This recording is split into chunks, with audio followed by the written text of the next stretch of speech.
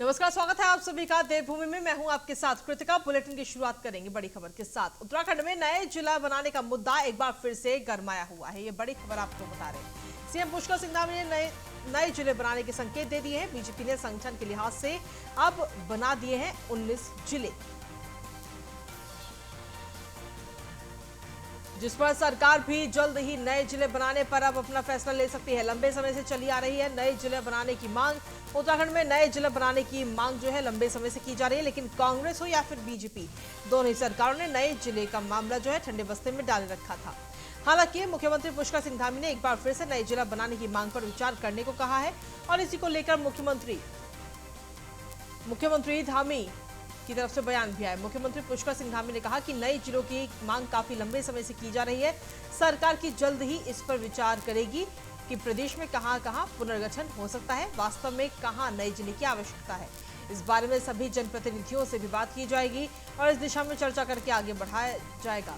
बता दें कि हाल ही में बीजेपी संगठन ने 5 नए संगठनात्मक जिले बनाए हैं, जिसके बाद से ही उत्तराखंड राज्य में 5 नए जिले बनाए जाने की चर्चाओं ने एक बार फिर से तूल पकड़ लिया। ये मांग काफ़ी लंबे समय से चली आ रही है और इसको लेकर हम शीघ्र ही पूरे उत्तराखंड के अंदर कहाँ कहाँ पुनर्गठन हो सकता है, कहाँ वास्तव में इनकी आवश्यकता है, उसके लिए समस्त जनप्रतिनिधियों से जल्दी हम लोग चर्चा करेंगे और इस चर्चा को आगे बढ़ा के इस दिशा में भी आगे बढ़ेंगे।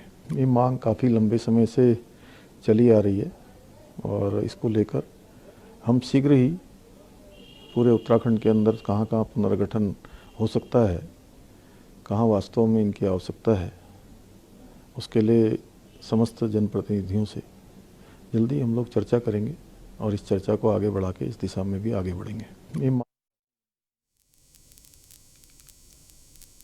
वहीं हरिद्वार में पंचायत चुनाव का ऐलान हो चुका है। पंचायती राज विभाग ने अब अधिसूचना भी जारी कर दी है। ग्राम प्रधान, क्षेत्र पंचायत सदस्य के लिए ये चुनाव होगा। जिला पंचायत सदस्य पद के लिए चुनाव होना तय है। 6 से 8 सितंबर तक पंचायत चुनाव के लिए नामांकन होगा और 9 से 11 सितंबर के बीच नामांकन पत्र की जांच होगी। 12 सितंबर को पंचायत चुनाव के लिए नामांकन वापसी होगी और 26 सितंबर को वोटिंग की जाएगी। 28 को वोटों की काउंटिंग होगी। हरिद्वार पंचायत चुनाव की तारीखों का सरकार ने अब ऐलान कर दिया है। जिलाधिकारी विनय शंकर पांडे ने जानकारी देते हुए बताया कि 6 से 8 सितंबर तक नामांकन होंगे, जिसके बाद 9 से 11 सितंबर तक नामांकन पत्रों की जांच की जाएगी। वहीं 12 सितंबर को नामांकन वापस लेने की तिथि होगी और 13 सितंबर को प्रतीकों का आवंटन होगा। मतदान 26 सितंबर और मतगणना 28 सितंबर को होगी। सरकार ने चुनाव का कार्यक्रम घोषित कर दिया है। 1 सितंबर को राज्य निर्वाचन आयोग घोषणा करेगा और शाम को जनपद कार्यक्रम के बारे में विस्तार से बताते हुए अधिसूचना भी लागू कर दी जाएगी।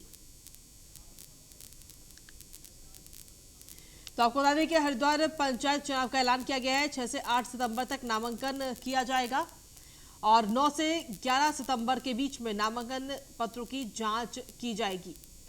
इसके बाद में 12 सितंबर को नामांकन वापस लेने की तारीख होगी, अंतिम तारीख। अगर आपको नाम वापस लेना है तो 12 सितंबर तक आप नाम वापस ले सकते हैं। 13 सितंबर को प्रतीकों का आवंटन किया जाएगा, जो उनके चिन्ह होंगे उनको बांटा जाएगा। 26 सितंबर को वोटिंग होगी, वोट डाले जाएंगे 26 सितंबर को और उसके बाद में अंतिम में 28 सितंबर को वोटों की गिनती होगी, यानी कि काउंटिंग होगी। और अधिक जानकारी के साथ हमारे विशेष संवाददाता सुदीप जैन जुड़ गए हैं। सुदीप, देखिए हरिद्वार में पंचायत चुनाव का ऐलान हो चुका है। लगातार पार्टियां जो ये कोशिश कर रही थी इस पंचायत चुनाव में अपने दबदबा बनाने की, और अब इसका ऐलान भी हो चुका है। जी बिल्कुल, देखिए उत्तराखंड की जो हरिद्वार जिला है ये महत्वपूर्ण जिला है और यहाँ गांव की राजनीति बड़ी कठिन और टिपिकल भी है। विपक्ष में बैठी कांग्रेस किसी प्रकार से चूंकि नंबर संख्या के आधार पर ही हम देखें तो कांग्रेस बेहतर स्थिति में दिखती है, लेकिन बीते दिनों जिस प्रकार से बीजेपी ने एक प्लान के तहत बसपा और निर्दलियों समेत कुछ कांग्रेस के लोगों को पार्टी में ज्वाइन कराया है, वो सीधे तौर पर संकेत है कि हरिद्वार जिले में पंचायत चुनाव कितना महत्वपूर्ण है भारतीय जनता पार्टी के लिए, विशेषकर नए प्रदेश अध्यक्ष के लिए। चूंकि हरिद्वार जिले में 1 वर्ष लेट होता है ये चुनाव और बीते 1 वर्ष से प्रशासक नियुक्त था, यानी कोई जिला पंचायत अध्यक्ष सदस्य नहीं था। तो इसी के क्रम में बीते दिनों जो रिजर्वेशन की, आरक्षण की स्थिति थी, उस पर वर्मा आयोग ने अपनी रिपोर्ट दे दी थी और रिपोर्ट का अध्ययन करने के बाद अब यह सूचना जारी कर दी गई है। ग्राम प्रधान, क्षेत्र पंचायत सदस्य और जिला पंचायत सदस्यों का निर्वाचन होना है। ग्राम प्रधान ग्राम स्तर पे और जिला पंचायत सदस्य जो चुने जाएंगे वो अध्यक्ष का चुनाव करेंगे। 6 सितंबर को नामांकन और 9 सितंबर से 11 के बीच जांच। 12 सितंबर को नाम वापसी का दिन होगा। 26 सितंबर को मतदान और 28 को रिजल्ट आएगा। रिजल्ट के बाद असल लड़ाई जिला पंचायत अध्यक्ष बनने की होगी कि जिला पंचायत अध्यक्ष कौन बन रहा है या कौन दम दिखा पा रहा है। तो निश्चित तौर पे उत्तराखंड के जो हरिद्वार मैदानी जिला है, यहाँ आप चुनाव के रूप में एक बार फिर जो जमहूरियत का, जो लोकतंत्र का सबसे बड़ा पर्व है चुनाव, उसका मेला लगने जा रहा है और सभी राजनीतिक दल और निर्दलीय मिलकर अपनी ताकत झोंकेंगे। जी चलिए, शुक्रिया तमाम जानकारी देने के लिए सुदीप। तो आपको बता दें कि अब 26 सितंबर को वोटिंग होगी और उसके बाद में 28 सितंबर को गिनती की जाएगी। हरिद्वार पंचायत चुनाव का ऐलान अब किया जा चुका है।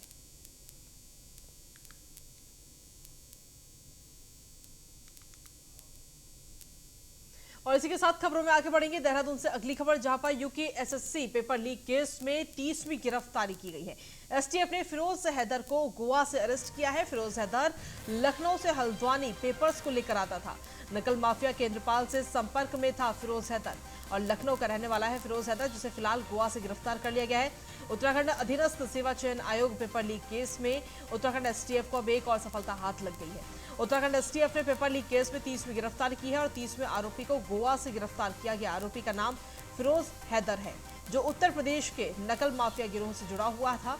उत्तराखंड एसटीएफ के मुताबिक फिरोज हैदर वो व्यक्ति है जो अपने साथियों के साथ लखनऊ से हल्द्वानी तक यूके एसएससी का पेपर लेकर आया था। हल्द्वानी में फिरोज हैदर ने यह पेपर शशिकांत को दिया था।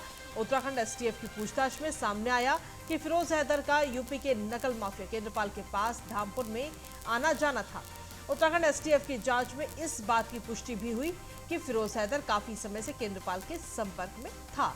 तो अब एक बड़ी सफलता एसटीएफ को मिली है। इस पूरे मामले को लेकर 30वीं गिरफ्तारी इसमें की गई है।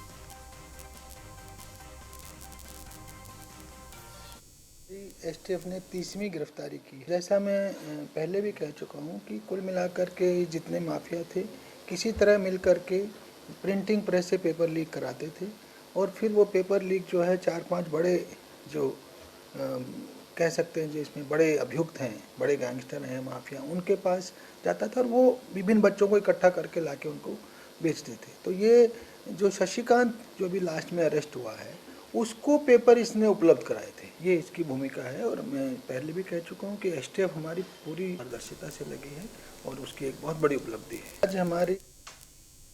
वहीं UK SSC paper leak case में सीएम पुष्कर सिंह धामी के निर्देशों का असर अब देखने के साथ साथ योग्य मेहनती युवाओं को भी किसी भी कीमत पर परेशान नहीं होने देने का साफ संदेश दिया गया है।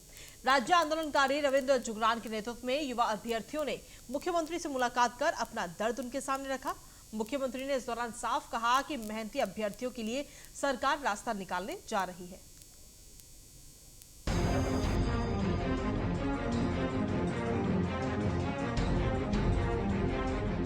उत्तराखंड राज्य बनने के बाद पहली बार ऐसा होगा कि किसी बड़े संगठित अपराध और युवाओं के साथ हो रहे बड़े धोखे के खिलाफ सीधा मुख्यमंत्री ने एक्शन लेते हुए बड़ा फैसला लिया। यूके एसएससी पेपर लीक मामले में करीब 40 दिन की जांच में 30 अपराधियों की अरेस्टिंग हो चुकी है। इसमें नकल माफिया केंद्रपाल और एक पूर्व मुख्यमंत्री के बेहद करीबी हाकम सिंह और इसके नेटवर्क को एसटीएफ ने तोड़ कर रख दिया। उत्तराखंड एसटीएफ ने गोवा तक सफर तय करते हुए आरोपियों को धर दबोचा। यही नहीं, धामी सरकार ने पूर्व में हुई परीक्षाओं में जिनकी भर्ती हो चुकी है, जैसे वन और पुलिस भर्ती की भी जांच के आदेश दिए हैं। इन सब के बीच मुख्यमंत्री ने ऐसे अभ्यर्थियों को भी भरोसा दिलाया है जो कई साल की मेहनत के बाद परीक्षा में पास हुए हैं। सीएम धामी ने कहा कि किसी भी कीमत पर युवाओं की मेहनत बेकार नहीं जाने देंगे। मुख्यमंत्री से युवाओं की मुलाकात कराने वाले राज्य आंदोलनकारी रविंद्र जुगरान भी सीएम पुष्कर धामी की इस पहल का दिल खोलकर सराहना कर रहे हैं। देखिए, हमारी जो न्याय प्रणाली है या न्याय का जो सिद्धांत है वो यह कहता है कि 100 गुनहगार छूट जाएं, लेकिन एक निर्दोष को सजा नहीं होने दी जाएगी। सत्यवादी राजा हरिश्चंद्र जमाने के सामने समय से हिंदुस्तान न्याय व्यवस्था के लिए पंच परमेश्वर की यहाँ व्यवस्था रहती है। तो माननीय मुख्यमंत्री जी से नौजवानों ने और हमने मिलकर यही उनको निवेदन किया है कि आप जो है जो मेहनत से, परिश्रम से, ईमानदारी से मेरिट पे चयनित होकर आए हैं, आप उनको ज्वाइनिंग दीजिए, उनसे शपथ पत्र लीजिए। शपथ पत्र में इतना उल्लेख करवाइए कि अगर किसी पर भी बाल बराबर भी खरोंच आएगी तो उनको टर्मिनेशन करेंगे, भविष्य में आवेदन करने से उत्तराखंड में वंचित कर देंगे। मुख्यमंत्री जी आश्वस्त हुए, वहाँ चीफ सेक्रेटरी भी बैठे हुए थे।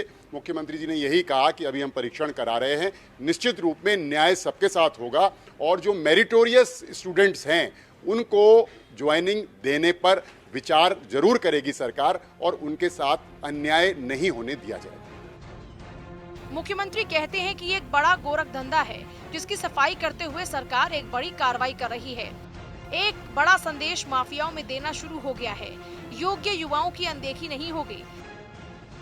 हमने कहा है कि भ्रष्टाचार पर हम कतई भी कोई समझौता नहीं करने वाले हैं। इस अपराध को पूरी तरह से इसको खोलना, इसको लोगों को, जो लोग इसमें शामिल हैं उनको जेल के अंदर डालना हमारी सरकार की प्राथमिकता है। इस प्रकार का आपराधिक काम है, ये भविष्य में न हो, इसलिए इस पर हम कठोर कार्रवाई, हमने एसटीएफ को कल उनके अधिकारियों को कल बुलाया है, पूरी हमने बड़ी बैठक की है। उस बैठक में ठोस तरीके से हमने कहा है कि जल्दी से जल्दी कार्रवाई करें और जो लोग भी इसमें शामिल हैं उनकी संपत्तियों की जांच हो, उन पर गुंडा एक्ट और रासुका जैसी जो धाराएं हैं वो लगाई जाएं और भविष्य में जो परीक्षाएं होनी है उसके लिए हम एक रास्ता तलाश रहे हैं कि किसी भी होने वाली परीक्षाओं में विलंब न हो। इसलिए सारे पहलुओं पर ध्यान रख के हमारा पहला उद्देश्य ये है कि किसी भी तरीके से हमारे परीक्षार्थियों को विलंब न हो, उनके कैरियर पर कोई फर्क न पड़े और भविष्य में उत्तराखंड राज्य से ये पूरे देश के लिए नजीर बने, इसलिए हम इस पर कठोर कार्रवाई करें। जिस नकल माफिया हाकम सिंह के लिए कभी दूरस्थ इलाके में हेलीकॉप्टर भेजा जाता था, ये मुख्यमंत्री धामी की ही धमक है कि वो जेल में अब चक्की पीस रहा है और उसके गुर्गे भी जेल जा रहे हैं। अब इनकी संपत्तियां अटैच होने के साथ ही गैंगस्टर एक्ट के तहत कार्रवाई की भी तैयारी है। यूकेएसएससी पेपर लीक में राज्य गठन के बाद शायद पहली बार इतनी बड़ी और त्वरित कार्रवाई हो रही होगी कि करीब 40 दिन के भीतर 30 लोग अरेस्ट हो चुके हैं। इन सब के बीच मुख्यमंत्री ने युवाओं को एक और आश्वासन दिया है कि मेहनती योग्य युवा निराश न हो और सरकार उनकी मेहनत को जाया नहीं होने देगी। देखना महत्वपूर्ण ये होगा कि पुरानी परीक्षाओं का आखिर क्या परिणाम निकलता है और यूकेएसएससी मामले में तेजी से जांच कर रही एसटीएफ के शिकंजे में अब और कितने बड़े मगरमच्छ आते हैं। कैमरा सहयोगी संदीप के साथ सुदीप जैन, न्यूज़ 1 इंडिया, देहरादून। वहीं भारतीय जनता पार्टी के नवनियुक्त प्रदेश अध्यक्ष महेंद्र भट्ट ने अपने नए पदाधिकारियों का गठन कर दिया है और उसके बाद में प्रदेश अध्यक्ष के द्वारा सभी नए पदाधिकारियों के साथ बैठक करके संगठन के विस्तार को लेकर सभी को निर्देशित भी दिए गए, जिसके लिए प्रदेश अध्यक्ष ने समय सीमा तय करते हुए कहा था कि आगामी 15 सितंबर तक संगठन का पूर्ण विस्तार किया जाएगा, जिसके तहत अब प्रकोष्ठों का गठन होना है। जिस संबंध में प्रकोष्ठ प्रभारी पुष्कर काला का कहना है, हमारी पार्टी में वर्तमान में 15 प्रकोष्ठ हैं, लेकिन संगठन की आवश्यकता को देखते हुए क्षेत्रीय आधार पर अन्य प्रकोष्ठों का गठन भी किया जा सकता है, जिसके लिए वरिष्ठ नेताओं से चर्चा कर चारधाम, धर्मस्व, संस्कृति जैसे प्रकोष्ठों का गठन किया जा सकता है। देखिए, भारतीय जनता पार्टी एक समाज के हर अंग को साथ लेकर चलने वाली पार्टी है।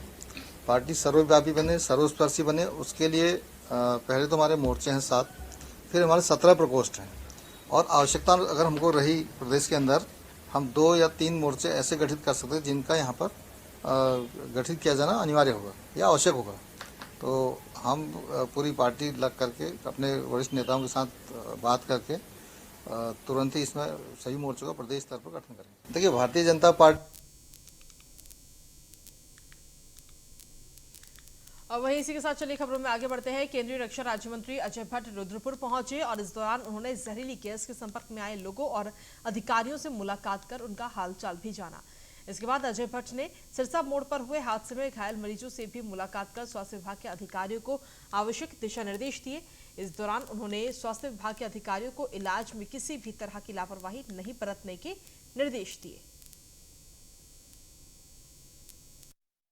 थोड़ा बहुत किसी के सर में दर्द है और हल्का फुल्का है, काफ़ी उनकी स्थिति भी काफ़ी ठीक है। जिनको चोट आई थी अभी, जो 2 वाहनों के कारण हुई थी, टक्कर के कारण, वो सब के सब अभी बहुत अच्छी स्थिति में हैं। एक एक से हमने पूछ लिया है और गैस वाले के बारे में भी पूछा है, तो सारे लोग अभी स्थिर हैं और ठीक हैं, प्रोग्रेस हो रही है।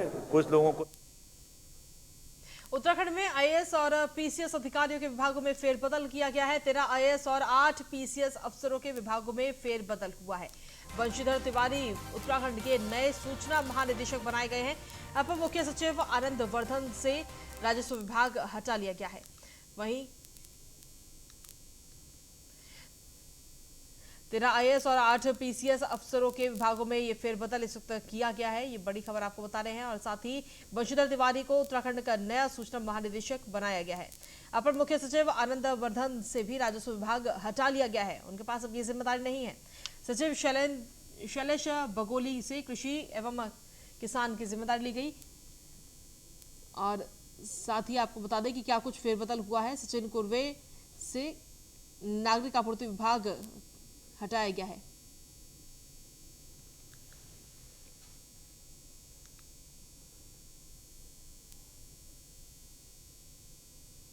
वहीं उधम सिंह नगर जिले के काशीपुर में बड़े पैमाने पर नकली गुटखा बनाया जा रहा है और ऐसे ही एक नकली गुटखे की फैक्ट्री का पुलिस ने भंडाफोड़ किया। पुलिस ने इस मामले में 3 लोगों को गिरफ्तार किया है और इस दौरान पुलिस ने कुंडा थाना क्षेत्र के इस्लाम नगर बसई इलाके में एमएस प्लास्टिक फैक्ट्री पर छापा मारा। इस दौरान पुलिस ने मौके से रजा चौधरी और उसके 2 साथियों जयपाल सिंह और साने आलम को भी गिरफ्तार किया है। इस दौरान मौके से 5 किलो 400 ग्राम पान मसाला जर्दा, 21 किलो गुटखा तंबाकू मसाला, 3 किलो 300 ग्राम सफेद गुटखा मसाला पाउडर नामी गिरामी कंपनियों के गुटखा बरामद हुए। इसके अलावा गुटखा बनाने वाली बड़ी मशीन, रैपिंग मशीन और एक इलेक्ट्रॉनिक तराजू बरामद किया गया। पुलिस के द्वारा पूछताछ करने पर इन तीनों ने बताया कि ये लोग इस फैक्ट्री में नकली गुटखा बनाते हैं और तैयार गुटखे के माल को अलग अलग कंपनियों के रैपरों में भरकर सस्ते दामों में असली के रूप में बेचते हैं। पुलिस के द्वारा एक ये कबाड़ियों की दुकानों की चेकिंग का सघन अभियान चलाया गया था। इस अभियान के दौरान एक कबाड़ी की दुकान पर जब छापा मारा गया तो वहाँ पर 2 तरह के काम किए जा रहे थे। एक तो वहाँ पर उसके पास जो भी प्लास्टिक था, सिंगल यूज़ प्लास्टिक वहाँ पे बनाया जा रहा था, जबकि उसके पास प्लास्टिक का दाना बनाने का लाइसेंस था। उसकी आड़ में वो सिंगल यूज़ प्लास्टिक का निर्माण कर रहा था। और दूसरी चीज़, वहाँ पर अलग अलग कंपनियों के, ब्रांडेड कंपनियों के गुटखे के रैपर पाए गए, जिसमें वो लोकल स्तर से अपनी मशीन से गुटखा बना रहा था और उसको उसमें पैकेजिंग कर उसकी सप्लाई करने का काम करता था। इस चीज़ को देखते हुए, दोनों कार्रवाइयों को देखते हुए वहाँ से हमने 3 अभियुक्त। वहीं रुड़की में पंजाब के फतेहगढ़ साहिब जिले के सरहिंद पुलिस की टीम ने गंग नहर कोतवाली क्षेत्र के सलेमपुर गांव में एक मकान पर छापेमारी की। इस मकान में विवेक कुमार नाम का एक युवक किराए पर रहता था। पुलिस ने युवक को हिरासत में लेकर उसके कमरे की तलाशी ली। इस दौरान पुलिस को 350 नशे के इंजेक्शन बरामद हुए। पुलिस आरोपी युवक को अपने साथ पंजाब ले गई। आरोपी विवेक कुमार नशे के इंजेक्शन के कारोबार से जुड़ा हुआ था। वो नशे के इंजेक्शनों की सप्लाई करने का काम करता था। युवक मूल रूप से बिहार के पटना का रहने वाला है। पास 3 आदमी पकड़े थे हमने, जिसमें 200 इंजेक्शन पकड़ा था उनके पास से पंजाब में। और थाना मंडी गोविंदगढ़, हमारा डिस्ट्रिक्ट फतेहगढ़ साहब का थाना है, वहाँ हमने केस रजिस्टर किया था। ये वो इंजेक्शन जो रुड़की में से लेकर गए थे और रुड़की में हमने एक विवेक नाम का आदमी है, उसको पकड़ा है आज, जिसने उनको पहले इंजेक्शन सप्लाई किए थे। और वो इंजेक्शन अब इनसे दोबारा फिर 350 इंजेक्शन इसके घर में से भी पकड़ा गया। इस तरह के नशीले इंजेक्शन? जी नशीले इंजेक्शन। कोई और इंजेक्शन और मेडिसिन? नहीं, इंजेक्शन ही है।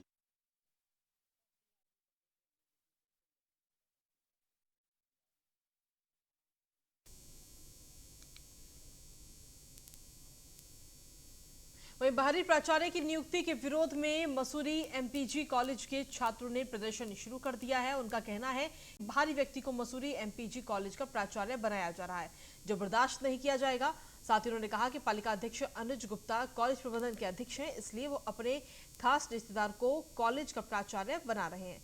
छात्र संघ अध्यक्ष प्रिंस पवार और छात्रों का कहना है कि उत्तराखंड में जिस तरीके से नियुक्ति में धांधली चल रही है, उसी तरह मसूरी एमपीजी कॉलेज में भी प्राचार्य की नियुक्ति को लेकर धांधली की गई।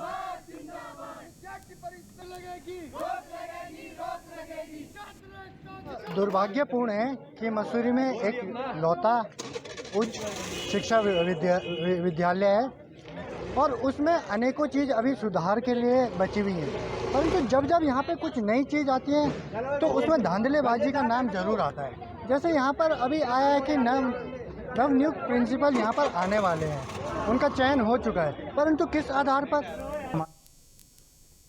और अब देखते हैं उत्तराखंड की खबरें फटाफट अंदाज में।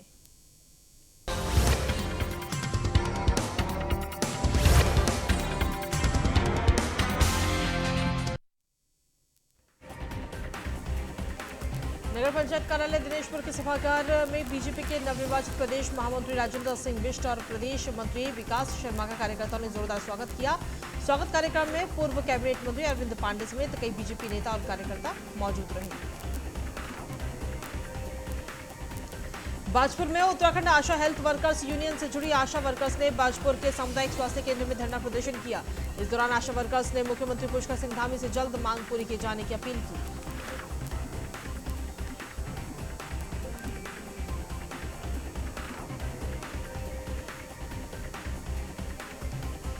धर्मनगरी हरिद्वार स्थित भगवान शिव की ससुराल और भगवान गणेश की ननिहाल में गणेश उत्सव मनाया गया। अखाड़ा परिषद के अध्यक्ष और महानिर्वाणी अखाड़े के सचिव महंत रविंद्रपुरी ने विधि विधान के साथ भगवान गणेश की पूजा अर्चना की। जिला मुख्यालय पौड़ी में भी गणेश चतुर्थी के पावन अवसर पर श्री गणेश महोत्सव सेवा समिति द्वारा गाजबाजी के साथ नगर में श्री गणेश जी की प्रतिमा के साथ यात्रा निकाली गई। मसूरी के राधाकृष्ण मंदिर सभागार में Mussoorie traders and welfare association द्वारा हड़तालिका तीज के मौके पर विभिन्न सांस्कृतिक कार्यक्रम और प्रतियोगिताएं आयोजित की गई। नरेंद्रनगर में नगर पालिका के रामलीला मैदान में 74वीं प्रभु राम की लीला के भव्य मंचन को लेकर रामलीला कमेटी, नगर व्यापार उद्योग और मंडल और गणमान्य नागरिकों की एक संयुक्त बैठक हुई।